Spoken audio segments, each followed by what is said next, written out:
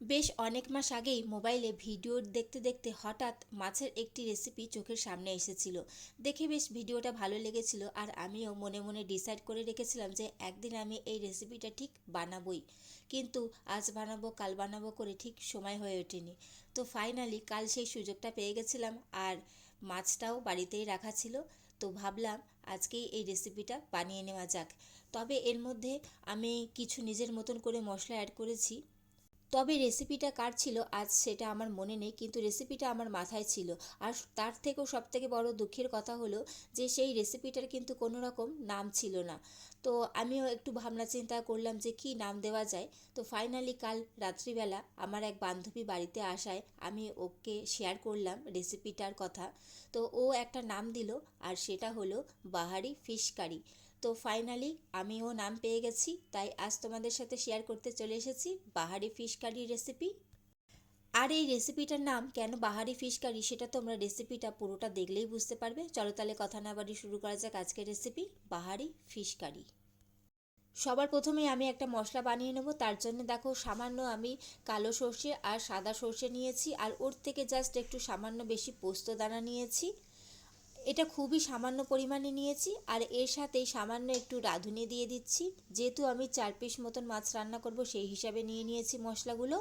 আর এর সাথেই আমি সামান্য একটু গোটা জিরে দিয়ে দিচ্ছি।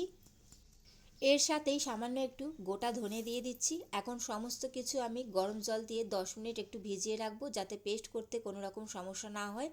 তোমরা যদি শিল নোড়াতে বাটো তাহলে তো কোনো সমস্যা নেই, যেহেতু আমি মিক্সারে পেস্ট করব তাই গরম জলে একটু ভিজিয়ে রাখছি, যাতে পেস্ট করতে খুবই সুবিধা হয়।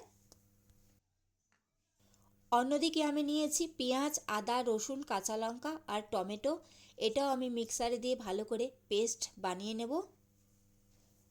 তো প্রথমেই আমি পেঁয়াজ, আদা, রসুন, কাঁচা লঙ্কাটা মিক্সারে প্রথমে একটু পেস্ট করে নেব। কারণ যেহেতু মিক্সারের বাটিটা একটু ছোট আছে তাই আমি অল্প অল্প করে পেস্ট করে নিচ্ছি। এখন এর মধ্যে টমেটোটা দিয়ে ভালো করে আবার পেস্ট করে নেব। সমস্তটা পেস্ট করে নিয়েছি। এখন এর মধ্যে আমি একটু রঙের জন্য কাশ্মীরি শুকনো লঙ্কা দিয়ে দিচ্ছি, আর এর সাথেই যে মশলাটা আমি ভিজিয়ে রেখেছিলাম সেটাও পুরোটা দিয়ে ভালো করে ফাইনালি আমি সব কিছু পেস্ট করে নিচ্ছি। ফাইনালি মাছের জন্যে মশলা একদম রেডি হয়ে গেছে। অন্যদিকে আমি কাতলা মাছ নিয়ে নিয়েছি 4 পিস মাছ। এখানে আমি হলুদ গুঁড়ো, নুন আর কাশ্মীরি লঙ্কার গুঁড়ো দিয়ে ভালো করে ম্যারিনেট করে এটা 10 মিনিট আমি রেখে দেব। যেহেতু আমি ক্যামেরাটা ধরেছিলাম তাই এক হাত দিয়ে মাছ মেখে আর এক হাত দিয়ে ক্যামেরাটা ধরা, তোমাদেরকে সেটা আমি আর মাখাটা দেখালাম না। ফিরে এসেছি 10 মিনিট বাদে, মাছটা ভালো করে ম্যারিনেট হয়ে গেছে। অন্যদিকে আমি কড়াইতে তেল গরম করতে বসিয়ে দিয়েছি, আর তেল খুব ভালো গরম হয়ে গেছে, ধোঁয়া উঠে গেছে। এখন মাছগুলো আমি ভালো করে লাল লাল করে ভাজা করে নেব। প্রত্যেক দিন আমাদের বাড়িতে মাছ রান্না করতে যা যা মশলা ইউজ হয় মাছের ক্ষেত্রে, সেই সমস্ত মশলাটাই আমি একটা মাছের ক্ষেত্রেই একেবারেই ইউজ করেছি বলে এই মাছের নাম বাহারি ফিশ কারি, কারণ সমস্ত মশলাটাই একটা মাছের ক্ষেত্রেই এখানে ইউজ করা হয়েছে। সমস্ত মাছ ভাজা হয়ে গেছে, চলে যাব পরবর্তী পর্যায়ে। মাছ ভাজার তেলেই আমি ফোড়ন দিয়ে দিচ্ছি তেজপাতা, গোটা গরম মশলা, এলাচ, লবঙ্গ, দারচিনি, আর ফোড়নটা ভালো করে ভাজা হয়ে গেছে। এখন এর মধ্যে যে পেঁয়াজ, আদা, রসুন আর সমস্ত মশলার যে পেস্টটা বানিয়ে রেখেছিলাম সেই পেস্টটা আমি এর মধ্যে দিয়ে দেব। এই মাছ রান্নাটা কিন্তু খুবই সহজ, কারণ সমস্ত মশলা একসাথে পেস্ট করে নাও আর মাছের কারি কিন্তু খুব সহজেই হয়ে যায়। এখন এর মধ্যে কিছু গুঁড়ো মশলা দিয়ে দেবো। সবার প্রথমে আমি পরিমাণ মতন হলুদ গুঁড়ো দিয়ে দিচ্ছি, আর এর সাথেই একটু রঙের জন্যে আমি কাশ্মীরি লঙ্কার গুঁড়ো দিয়ে দিয়েছি, আর একটু ঝাল লঙ্কার গুঁড়ো আর পরিমাণ মতো নুন, আর এর সাথেই আমি গরম মশলার গুঁড়ো দিয়ে দিচ্ছি। তোমরা যদি চাও তাহলে এখানে গরম মশলার জায়গায় কিন্তু জিরে গুঁড়ো ব্যবহার করতে পারো, ভাজা জিরের গুঁড়ো। যেহেতু আমি মাছ রান্না করছি তাই আমি এখানে একটু গরম মশলার গুঁড়ো দিয়েছি। এখানে আর কোনো রকম মশলা কিন্তু একদমই পড়বে না। এখন মশলাটা ভালো করে কিন্তু কষিয়ে নিতে হবে। তোমরা পারলে বাড়িতে অবশ্যই এই রেসিপিটা ট্রাই করে দেখতে পারো, কারণ অসম্ভব সুন্দর হয়। কারণ সমস্ত মশলা কিন্তু একসাথে পেস্ট করা আছে, আর যখন পেস্ট করা হয় এর থেকে কিন্তু পুরো চিকেন তন্দুরি যে মশলাটা হয় তার মতন পুরো গন্ধ বেরোয়।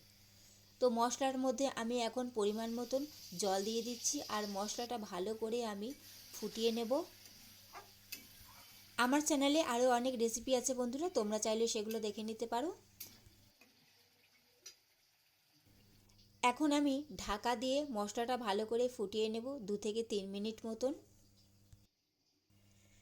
3 মিনিট আমি মশলা ভালো করে ফুটিয়ে নিয়েছি, আর দেখো তেলটা ছেড়ে দিয়েছে, তেলগুলো উপরে ভেসে উঠেছে। এখন এর মধ্যে আমি ভেজে রাখা মাছগুলো সমস্তটাই অ্যাড করে দিচ্ছি। এখন আমি ঢাকা দিয়ে 5 থেকে 7 মিনিটের জন্যে মাছটা ভালো করে ফুটিয়ে নেব, যাতে মাছের মধ্যে সমস্ত রসটা যেন ঢুকে যেতে পারে। 7-8 মিনিট আমি ভালো করে ফুটিয়ে নিয়েছি। মাছগুলো কিন্তু খুবই নরম হয়ে গেছে, আর সমস্ত রসটা কিন্তু মাছের মধ্যে ঢুকে গেছে। আর দেখো কালারটা কিন্তু খুবই চেঞ্জ হয়ে গেছে আর খুব সুন্দর হয়ে গেছে। সমস্ত কারিটা কিন্তু একদম ঘন হয়ে গেছে। এখন নামানোর আগে আমি ওপর থেকে ধনেপাতা কুচি ছড়িয়ে দিচ্ছি। তোমরা চাইলে এর মধ্যে কাঁচা লঙ্কাও দিতে পারো। আমি শুধু ধনেপাতা কুচি ছড়িয়ে দিচ্ছি। এখন 2 মিনিট আমি এটা একটু ভালো করে আবার একটু ফুটিয়ে নেব। ফাইনালি রেডি হয়ে গেল বন্ধুরা বাহারি ফিশ কারি। কেমন লাগলো তোমাদের আজকের এই রেসিপি অবশ্যই সেটা কমেন্ট করে জানাবে। ভালো লাগলে অবশ্যই লাইক কমেন্ট শেয়ার করে দিও, এবং অবশ্যই আমার চ্যানেলটি সাবস্ক্রাইব করে আমার পাশে থেকো। চলো তাহলে আজকের মতন আসি, চলো টাটা।